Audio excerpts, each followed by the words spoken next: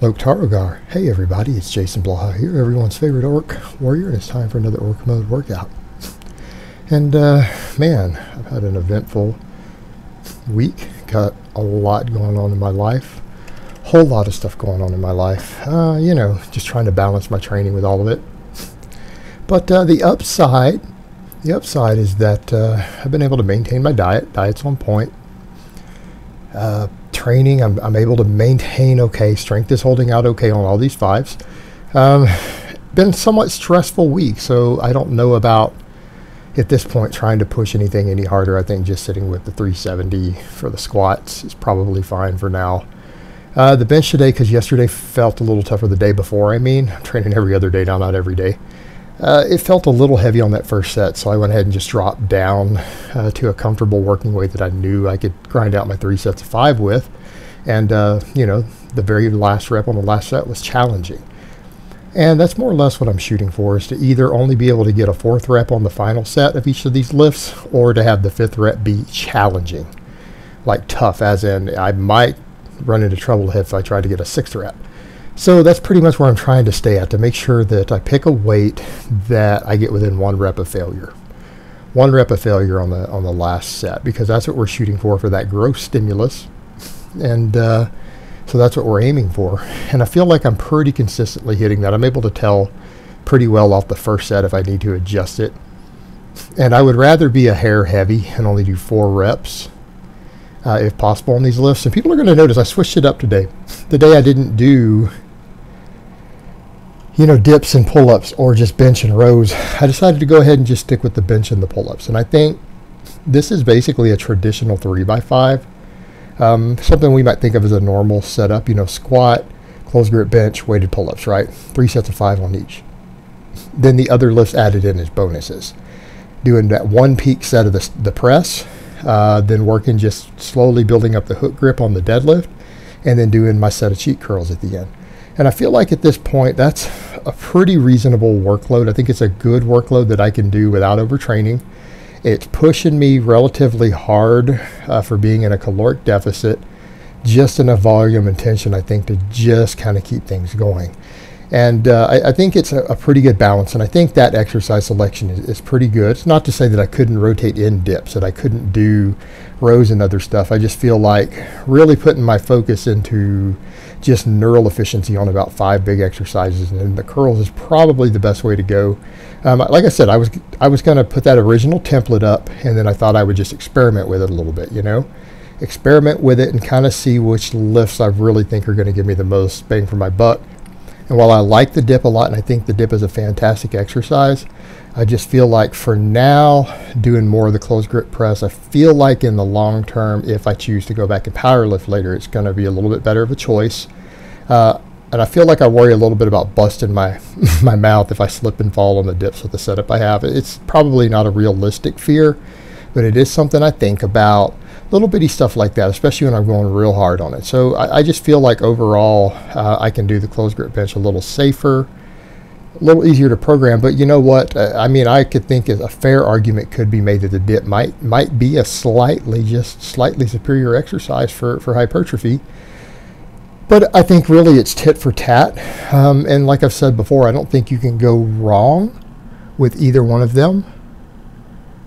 I don't think you can go wrong with either one of them. And I think just for now, I'm going to stick with this one because, again, it works better with my overall potential for what I'm trying to do. And I might go back and work the dips back in sometimes like I did recently, because I think it was a nice little change up. I think it was nice to just have a different big press as a compound that moved my body through space. It was a great exercise. And I feel like I'm glad I kind of threw it in for a little while. I'm going to go back and bench for a little while, I think. And I think I'm going to stick with basically, instead of an A and B template, probably what I'm doing now.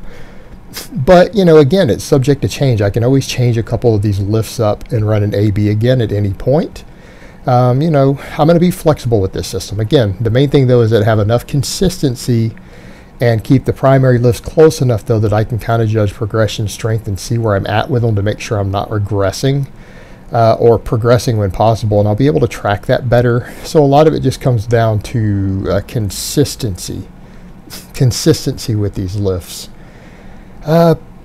And yeah, so I mean, I was happy with the bench. Again, it was challenging on the last one. Then I did my 3 sets of dead hang pull-ups. And I know a lot of people are like, man, 25 is not super heavy. And I know it's not, because you guys have seen me do a weighted chin with 100 pounds several different times. But the thing is, I'm well above 200 pounds. It's dead hang and it's multiple sets of 5. So I feel like for me, again, it's a nice moderate weight. When you factor in, I'm sitting around 220-ish. So 245 for dead hang for 3 sets of 5. I don't think it's bad. I think it's a good workload. It's just enough volume and workload, I think, to get the job done. So that's ultimately what it comes down to. And like I said, I think just working 5s for just base strength, because I think 5s is really one of those versatile rep ranges. It's not necessarily ideal for maximum strength. A lot of people would argue, well, yeah, I don't know if I like it for maximum hypertrophy. Well, I don't know. I think it can work fine for that. I just feel like it's a very versatile catch-all rep range. And I think because, again, it gives a wide enough versatility in what it applies to, I think its performance carryover goes really well either direction, at which point if you ever choose to jump over and do something else. So again, if you do a bunch of 5s like this and build a base again with 5s, you can always go back to singles and build 1 rep maxes extremely well off of this. So that's what I'm doing. I'm sticking it out. And, you know, like I said, I've got a lot going on right now. I've got a lot on my plate.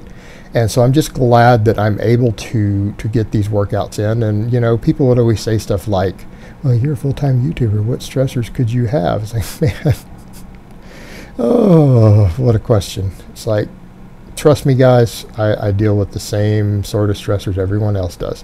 I may not always have the exact same professional stressors that people do, but I certainly have the same private stressors that other people do.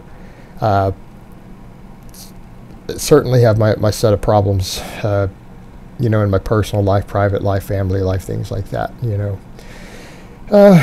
So yeah, I mean, again, just getting in and being able to train, I'm glad that I'm able to do this. You know, I'm glad I'm able to do this because I was actually up later than I wanted last night.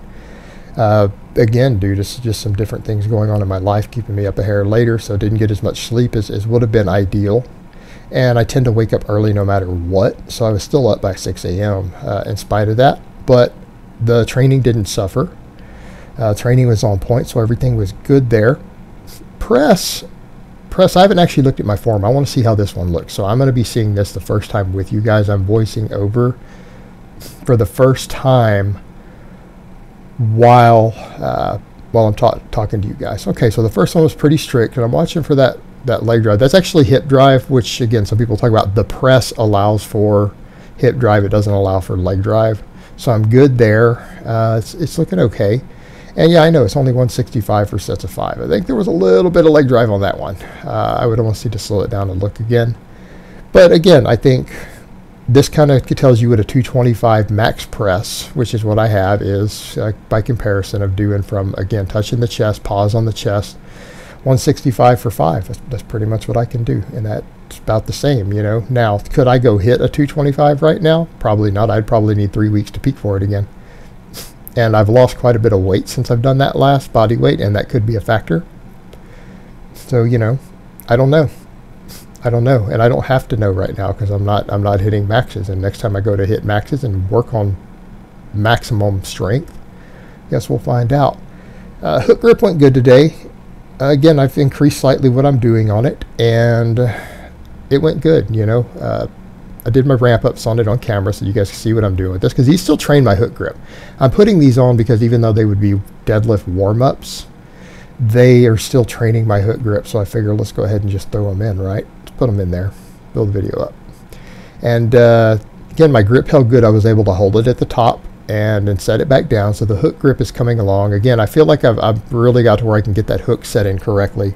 My thumbs are finally toughening up, and it's just going to be a gradual, slow build up to get that hook grip where I want it in the long term.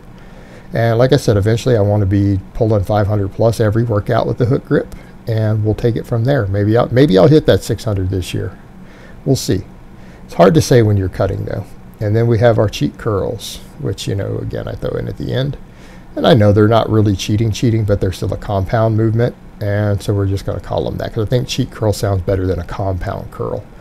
Even though we could argue this is the complete movement of the bicep, because again, the bicep is involved. There is one of the tendons does insert into the shoulder and all that. You guys need to look at an anatomy chart to see what I'm talking about. It is part of the function of it. But yeah, they were challenging. I took them pretty well to failure for me. So I hope it's been informative, and I will talk to you guys next time.